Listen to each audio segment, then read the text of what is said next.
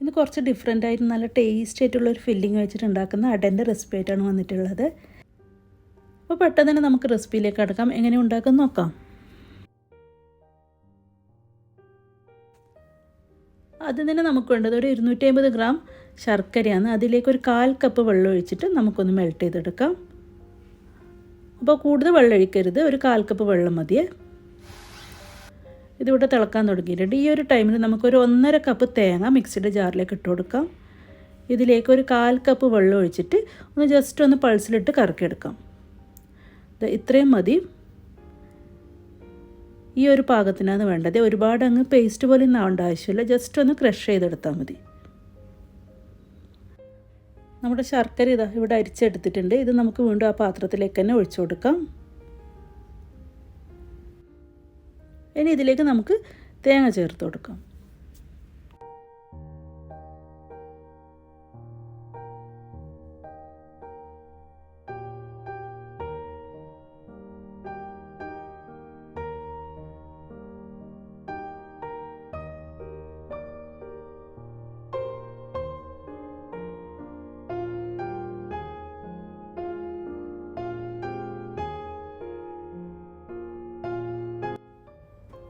ഇനി ഒരു 1/4 ടീസ്പൂൺ ഏലക്കായ പൊടിച്ചത് ചേർത്ത് കൊടുക്കാം.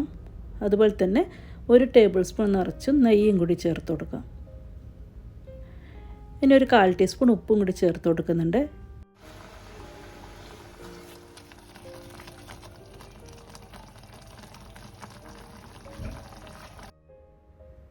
ഇത് നന്നായിട്ട് തിളച്ച് വരുമ്പോൾ നമുക്ക് ഇതിലേക്ക് ഒരു 1/4 കപ്പ് കോൺഫ്ലവർ ചേർത്ത് കൊടുക്കാം. കോൺഫ്ലവർ ചേർത്തിട്ട് നന്നായിട്ടൊന്ന് മിക്സ് ചെയ്ത് കൊടുക്കാം. കട്ടയൊന്നും ഇല്ലാണ്ട് നല്ലതുപോലെ തന്നെ മിക്സ് ചെയ്ത് കൊടുക്കണേ.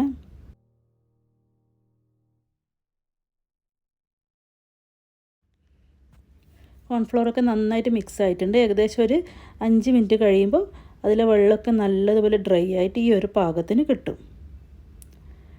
ഇത് ഒന്നുകൂടി നന്നായിട്ടൊന്ന് ഡ്രൈ ആക്കി എടുക്കണം. നല്ലൊരു സ്റ്റിക്കി ആയിട്ടുള്ളൊരു പാകത്തിനാകുമ്പോൾ നമുക്ക് തീ ഓഫ് ചെയ്യാം. അപ്പോൾ കണ്ടില്ലേ, ഇതിപ്പോൾ റെഡിയാണ്. ഇനി നമുക്ക് തീ ഓഫ് ചെയ്തിട്ട് മാറ്റി വെക്കാം. തണുത്ത് കഴിയുമ്പോൾ ഈ ഒരു പാകത്തിനാണ് ഉണ്ടാവുക. അപ്പോൾ ഒരുപാട് സമയം വെച്ചിട്ട് ഇത് കുക്ക് ചെയ്യരുത്, കാരണം ഇത് ഹാർഡായിപ്പോവും. ഈ ഒരു പാകത്തിനാണ് നമുക്ക് വേണ്ടത്.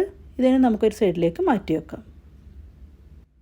ഇനി നമുക്കൊരു 1.5 കപ്പ് അരിപ്പൊടി വേണം. ഞാനിപ്പോൾ ഇത് പത്തിരിപ്പൊടിയാണ് എടുത്തിട്ടുള്ളത്, അതായത് പുഴുങ്ങലരി പൊടിച്ചത് പൊടിയാണ്. ഇനി നിങ്ങൾ റൈസ് ഫ്ലോറാണ് എടുക്കുന്നുണ്ടെങ്കിൽ, അതായത് പച്ചരിപ്പൊടിയാണ് എടുക്കുന്നുണ്ടെങ്കിൽ തിളക്കുന്ന വെള്ളത്തിലിട്ടിട്ട് കുഴച്ചിട്ട് എടുക്കണേ. ഇതിപ്പോൾ നമുക്ക് പച്ചവെള്ളത്തിന് കുഴച്ചെടുക്കാം. ഇങ്ങനെ ഈ ഒരു ബ്രാൻഡാണ് ഞാൻ എടുത്തിട്ടുള്ളത്. ഇതിലേക്ക് ഒരു 1/2 ടീസ്പൂൺ ഉപ്പ് ചേർത്ത് കൊടുത്തിട്ടുണ്ട്. ഒന്ന് ജസ്റ്റ് ഒന്ന് മിക്സ് ചെയ്ത് കൊടുക്കുക. എന്നിട്ട് നോർമൽ റൂം ടെമ്പറേച്ചറുള്ള വെള്ളം, അതായത് പച്ചവെള്ളം ഒഴിച്ചിട്ട് കൈ കൊണ്ട് നന്നായിട്ടൊന്ന് കുഴച്ചെടുക്കാം.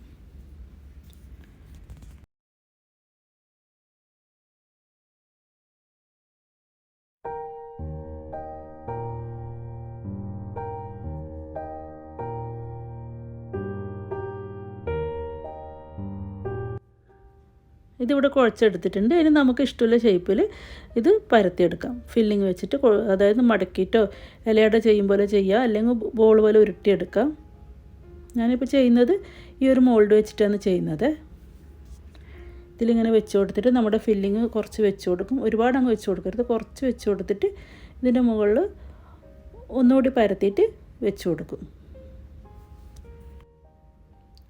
ഒരുപാട് കട്ടിയിൽ പരത്തരുത്, കുറച്ച് കനം കുറച്ചിട്ട് തന്നെ പരത്തിയിട്ട് ഇതിൻ്റെ മുകളിൽ ഇതുപോലെ വെച്ച് കൊടുക്കും. അപ്പോൾ ഈ ഒരു മോൾഡ് ആയതുകൊണ്ട് തന്നെ പെട്ടെന്ന് ആയി കിട്ടും.